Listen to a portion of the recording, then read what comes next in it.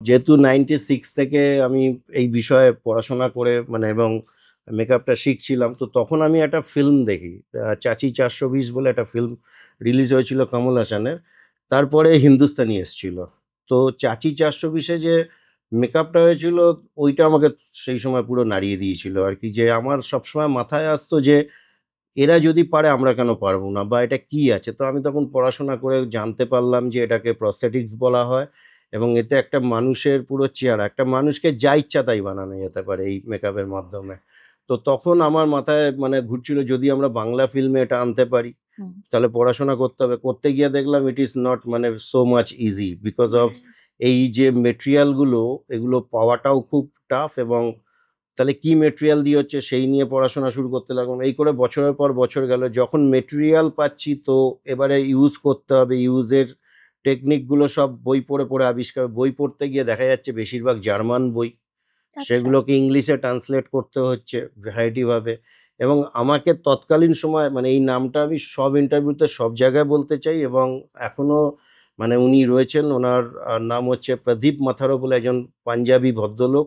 তিনি তৎকালীন সময় আমাদের স্কুটি করে এসে এসে মেকআপ দিয়ে যেত, মানে বাইরের মেকআপ।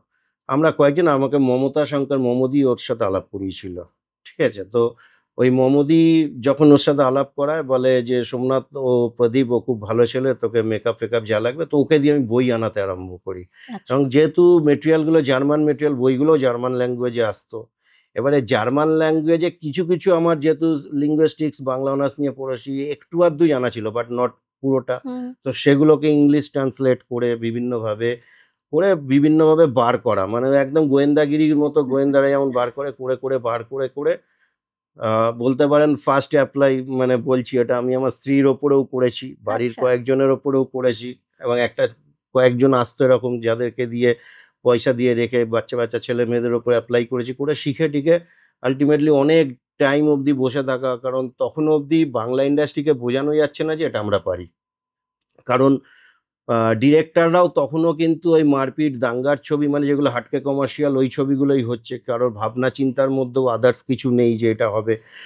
তো এরম করতে করতে একদিন আমার ভাগ্যে সৃজিত মুখার্জি জুটে গেলেন, অরিন্দম শীল, কমলেশ্বর মুখার্জি এরা জুটে গেলেন। তো ফার্স্ট আমি সৃজিত দাকেই বলি যে, তার আগে সৃজিত দার সাথে কাজ করার আগে আরো দুটো ছবিতে প্রয়োগ হয়েছিল, কিন্তু আমার কপালের জোরে ওটা রিলিজ হয়নি আর কি। আচ্ছা। একটা প্রথম আমি যদি কারোর মুখে করে থাকি স্টারেদের মুখে, তখন শুভশ্রী গাঙ্গুলির মুখে আমি করেছিলাম।